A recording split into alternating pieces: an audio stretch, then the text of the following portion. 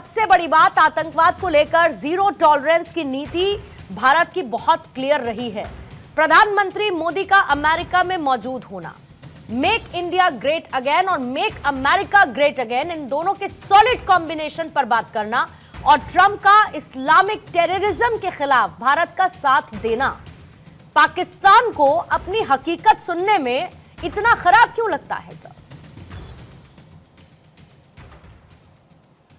जय हिंद पूर्णिमा। जय हिंद सर। देखिए, आज मोदी जी का तो 3.0 है, 0.0 उनका ये जो टर्म चल रहा है, और ट्रम्प साहब का 2.0 है।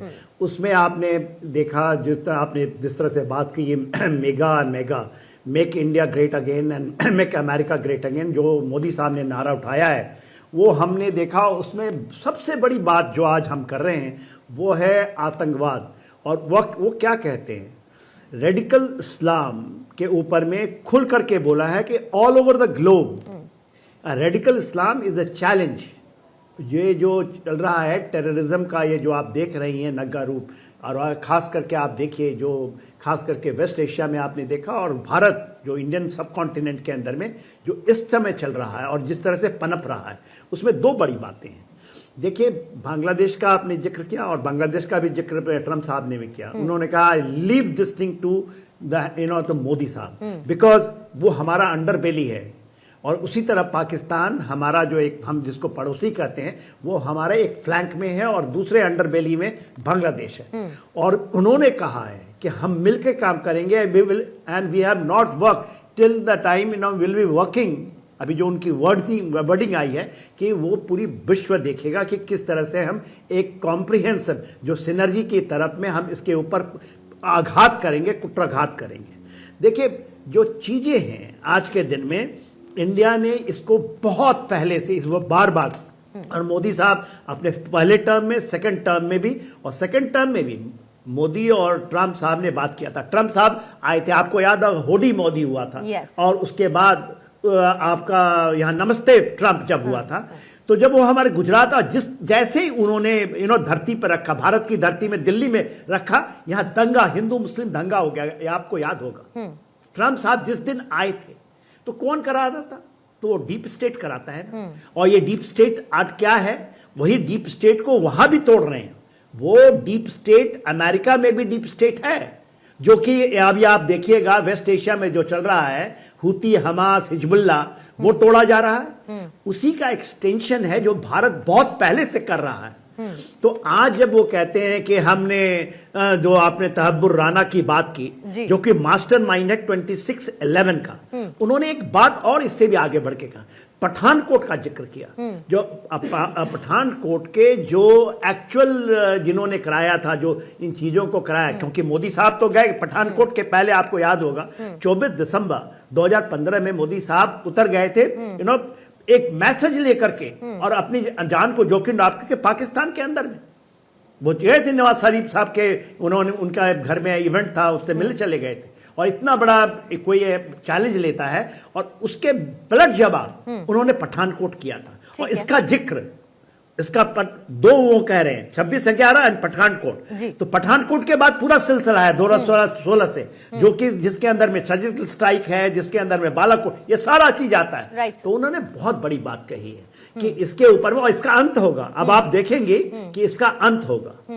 नहीं, लेकिन अंत होने के लिए सर, जिसकी गलती उसको उसकी गलती को मानना भी तो बहुत जरूरी है। और इसीलिए मैं इंतजार कर रही हूँ, पाकिस्तान से PMLN के नेता इरशाद अहमद खान जब जुड़ेंगे तो उनसे इनको लेकर सवाल पूछा जाएगा। लेकिन यह भी तय है कि हमेशा की तरह वो एक बार फिर से डिनायल मोड में रहने वाले हैं।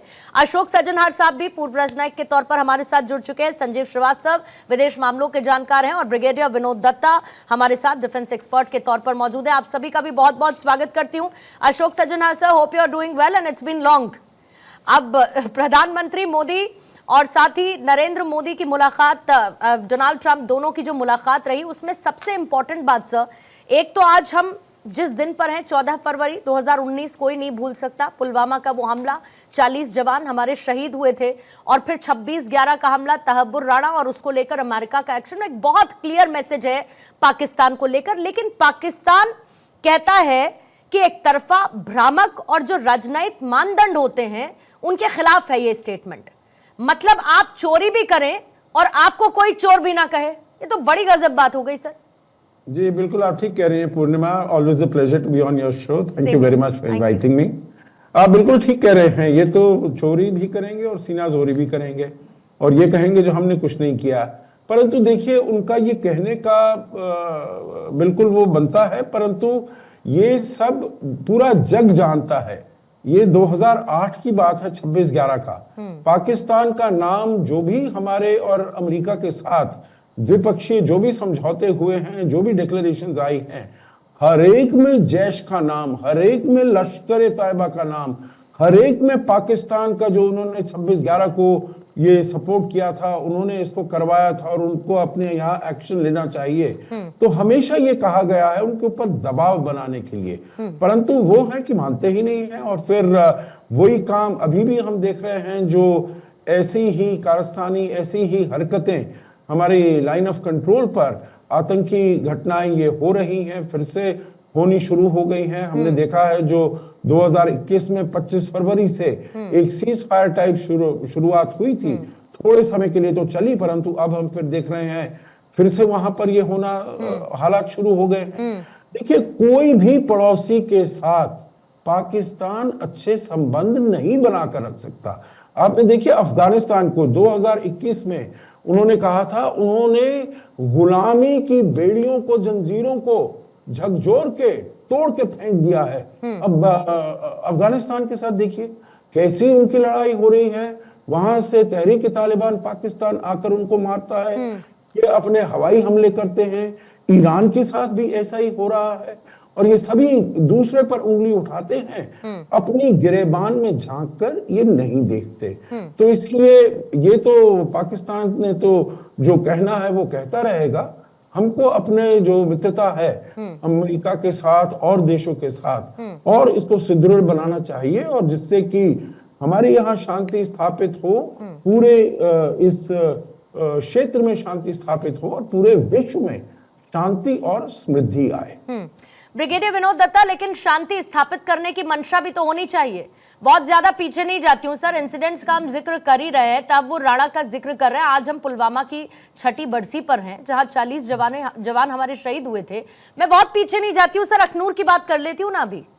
फिर इसके साथ पड़ोसी देश से फायरिंग होती रहती है बॉर्डर्स पर, एलओसी पर लगातार फायरिंग होती रहती है। अननेसेसरी का एक रिटेलिएशन देखने को मिलता है, अननेसेसरी की फायरिंग देखने को मिलती है। जम्मू कश्मीर में 370 का एब्रोगेशन हुआ, वहां पर शांति स्थापित करने की। उसके बाद देखिए किस तरीके से टारगेट किलिंग का दौर शुरू हो गया, किस तरीके से तहरीक तालिबान पाकिस्तान वहां पर हमलों को अंजाम, दहशत फैलाने की कोशिश लगातार करता रहा। आतंकवाद को लेकर भारत और अमेरिका का जो सख्त रुख है वो पाकिस्तान को कहीं ना कहीं तो टेंशन में डालेगा ना। और अगर पाकिस्तान ये कहता है कि अमेरिका के साथ मिलकर आतंकवाद को खत्म करने के हमने जो प्रयास किए उसको नजरअंदाज किया गया, अरे भाई कोई बताए ना कौन से प्रयास किया आपने? आप तो आतंकवाद को पालते पोसते हैं। हाँ, बिल्कुल ठीक कहा आपने, क्योंकि देखिए सबसे पहले तो मैं नमन करूंगा उन शहीदों को जिन्होंने पुलवामा में अपने प्राणों की आहुति दी। और आतंकवाद को अगर आप देखें तो मैं तो एक शेर के साथ ये कहना चाहूंगा कि जुल्म करता है जमाना और हम शर्माए जाते हैं। मतलब हम कितने डोजियर देंगे, हम कितने लोगों को जस्टिफिकेशन देंगे। आप देखिए अमेरिका की जो पॉलिसी है, अगर इस तरह का कोई वारदात होती है या तो America strikes and it strikes deep and hard. तो भारत को भी अब ये चाहिए कि देखिए हमारे पास इस तरह की इंटेलिजेंस है, इस तरह का असला है, इस तरह की रिसोर्सेज है, इस तरह की रीच है कि हम जो उनके आतंकवाद के जो उनके ठिकाने हैं, लॉन्चिंग पैड्स हैं या उनके जो मरकज हैं ट्रेनिंग के, वहां उनको एकदम खत्म कर सकते हैं। लेकिन हमारे यहाँ रिटोरिक ज्यादा होता है और एक्शन कम हो पाता है। तो इस तरह से, और हमें किसी अमेरिका की जरूरत नहीं है आतंकवाद को, बिकॉज सबसे ज्यादा दंश तो हम झेल रहे हैं। अमेरिका ने तो उस रेसिपी को जब टेस्ट किया जब ट्विन टावर्स पे अटैक हुआ, और उसके बाद उसका जो मधुर संबंध है भारत की तरफ या उसका जो प्रगाढ़ प्रेम है वो भारत की तरफ आना शुरू हुआ। तो हमें चाहिए कि देखिए अमेरिका पाकिस्तान को बिल्कुल छोड़ने वाला तो नहीं है कभी भी, क्योंकि उसके जो पैर है या जो वो वहां जमे रहेंगे, बिकॉज वेस्ट एशिया पे अगर उसने पकड़ रखनी है तो वो पाकिस्तान में अपना फुटप्रिंट छोड़ेगा नहीं।